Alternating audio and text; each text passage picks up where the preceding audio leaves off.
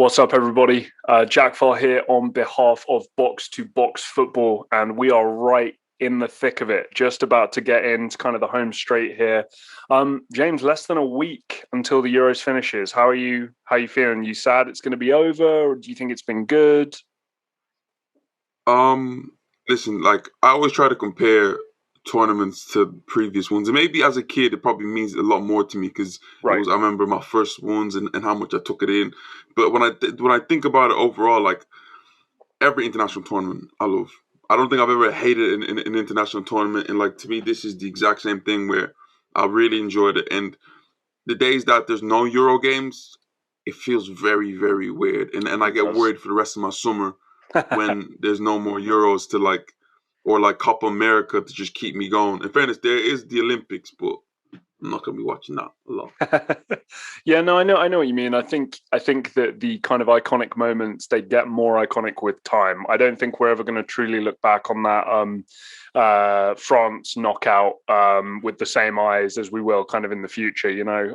But guys, today's video, we're getting into reaction of our previous predictions and how James and I fared on predicting those games, and also our predictions for the semi-finals, because say it quietly, but Jack is running out of games to catch up James here. So Switzerland versus Spain. Now, neither James or I got the correct result. However, we did get the correct person going through, which was Spain. Belgium, Italy. Neither of us got the correct score, but we did get the correct person going No, but through. Jack, I chose Italy. I chose Italy 3-1.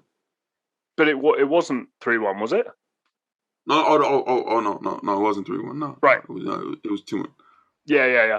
So we both got the correct result on that one, but not the correct score. So another point each. Czech Republic versus Denmark. This is the one where I was thinking, you know what? If any of the games might be a little closer, like who knows what could happen kind of thing. I felt like it was this one. So I did take a risk. I did say it would be 2-1. It was 2-1, but to the wrong team. So I didn't get any points for that one. James didn't get the correct score, but he did get the correct team going through. So James gets a plus point there on me for the Czech Republic-Denmark game. And then Ukraine-England, obviously more of a blowout than James and I expected. Both of us thought it would be 2-0, but it ended up being 4-0. So another point for each of us. That leaves the standings. Jack, 6 points. James, 8 points. So I need to kind of pull something out of my ass here shortly. You know what?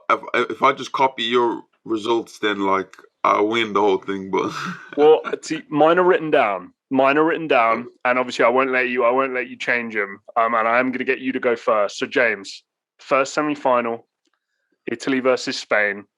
Who have you got? What's the score? Talk to us about the game. um, interesting game. One final that I didn't want to see, if I'm being honest, but How long did you practice to get ready but for it? historically, if I remember, it's one of the biggest games because it's happened Yes. on like so many occasions. 2008, 2012, 2016. It's a huge fixture, and just two good teams, but one team which I'm 50-50 about, and that's Spain. Because I'm not sure what exact Spain we're going to get. Yes, they Right. are the tournament top goal scorers. Yes, like they have a few Somehow. players who scored goals, but it hasn't been great. And that Switzerland game showed you why Spain aren't at that level that everyone predicts them. That game should have been out of sight. It shouldn't have went to penalties. In fact, they were 1-0 down in the penalty shootout before Switzerland completely um, collapsed, and they somehow made it through. This team offensively isn't good enough. They're pass. They have the same players in the same positions. Everyone is literally the same, bar one player who doesn't play for some reason, which is Adama Traore. You bring on Sergio Busquets. You have Sergio Busquets on. You take him off. You bring on Thiago Alcantara. Not really much of a change No. there. But on the other side, you have this Italian team who is just the most unlike Italian team we've ever seen. Just on the front foot, pressing teams, have their two centre backs who are over 35 and playing a high line, we really willing to get at teams, and like offensively, just like Spain, they don't have that one potent striker. The one thing about them is that they have goals everywhere on that pitch. Right. From Chiesa to Insigne and Mobile. Just so many different scores there from midfield, even to wing back. Just a complete joy. And to me, my favorites to win it, which is Italy. I have this game going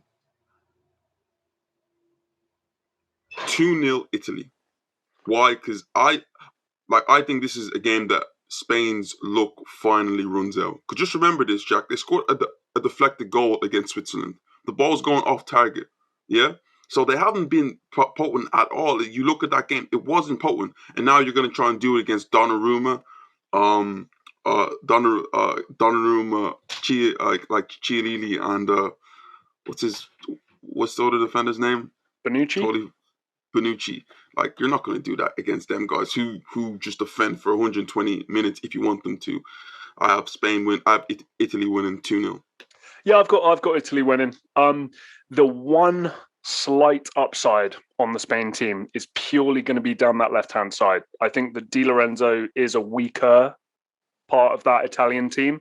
And I think that with Jordi Alba down that side, I think they will try and look to exploit down that side a little more. So I do think Spain will have some offensive threat. And James, I'd love to be able to come in here with a really great argument disagreeing with you, talking about how actually, James, they are quite potent because they're the top scorers in the team. But you and I both know it's actually not really about the amount of goals you score. It's how you look. It's finishing chances.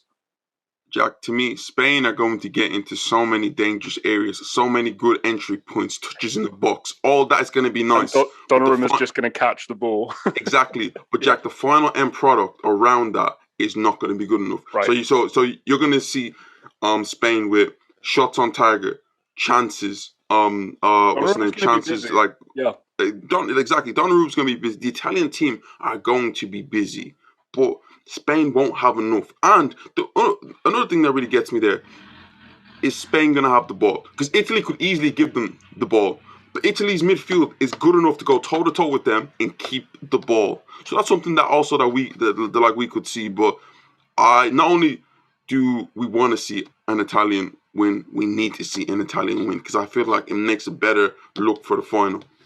Yeah, no, so I've got 3-1. I do think that Spain will get one. I think they'll convert a chance, but I do think Italy will also convert 3 chances. And I think it will be the type of game where, I do think Italy will score first. And I think Spain will have to come out a little bit more, play a bit more aggressive. Excuse me.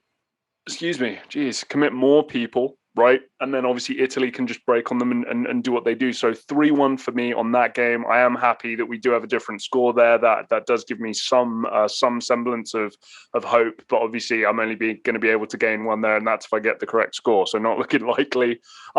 James, England versus Denmark. Now, I have said to friends, to family, I think that if this is a neutral venue, I think that this is kind of a coin flip type of game. I really do, because I think that the whole world at this point is going to be rooting for this Danish team, not just because of the Christian Eriksen thing, but they're playing great football and they're a very likable team, and they've been really kind of sweethearts of the whole tournament.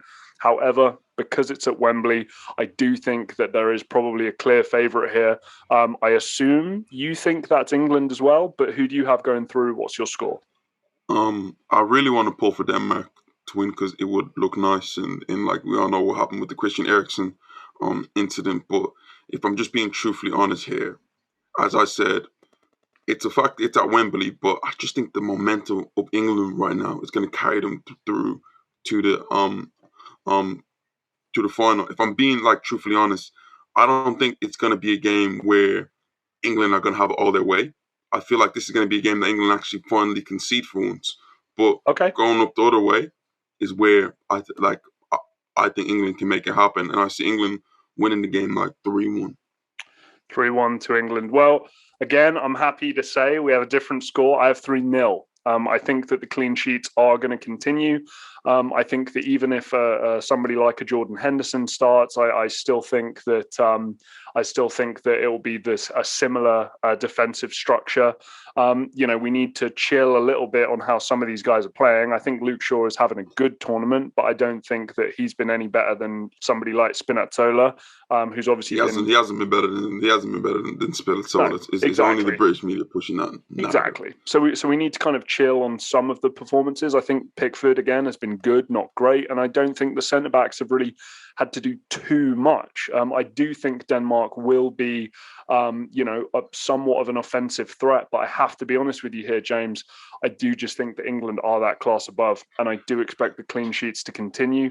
And I think that, and we know this from all sports, not just football. What you want to do is play your best football at the end of the tournament. You don't want to kind of blow your load too early, kind of thing. You want to save yourself for the finish, right? So let's be clear. England's best performance was their most recent one, and if they can play better again and then save their best match for the final, we could be talking about England as Euro 2020 champions. So for me, 3-0. For you, 3-1. Yeah, I don't see anything to really argue against England winning. I mean losing the game, but I look at Denmark and I think that if Christian Eriksen was playing, I think this game would be a completely different ball game, because he adds that extra bit of spark that I feel like they might lack going forward. The one thing that they do well, I think, is also get crosses into the box. Obviously, they play nice football, but when they get crosses into the box and set pieces, that can worry England. But England also on the opposite side, does that the same. Denmark also are the last team to beat England at Wembley, so maybe that might be something to kind of take from that. If you're Denmark, but I just feel England at this moment in time, the country's rolling. It's coming home. Guys, it's coming home. Also, listeners, let's be clear. This has been this is the worst Germany team we've seen in 20 years. Ukraine in the quarters, Denmark in the semis. This has been the easiest road, not in the group of death. This has been the easiest road to a Euro final that I think, we'll ever see. Now, beating an Italy or a Spain team, you can argue about the quality of the Spain team, but, you'd argue this is one of the easier runs. But so far, if it's an easier run, England haven't conceded a goal yet. So they are playing like a team who haven't really struggled yet to complete their goal, which is trying to win the whole tournament. So I don't think we can kind of diss them here too much, because again, England don't get to pick and choose who they play. They get teams put in front of them, and all they can do is knock them down. And a good way to do that is not conceding goals and scoring 4 in a quarterfinal. Pretty good. Like James, I look at, they answered the call against Germany. We can talk about the quality of the Germany team. They answered the call. They played outside of Wembley. They went to the Olympico. Okay, it's against a poor Ukraine team in their first quarterfinal, but they answered the call. Now back in Wembley, comfort. I feel like it will be England in the final. We have another England video coming out soon, so just wait up and guys check that out. But let me know what you guys think. These 2 games, who do you have winning? Can you guys predict it right? Can you guys topple me and Jack right now? I'm on top of the leaderboard. Is anyone going to catch me? Let me know, guys. Comments down below. Please like, share, and subscribe, and we will see you next time.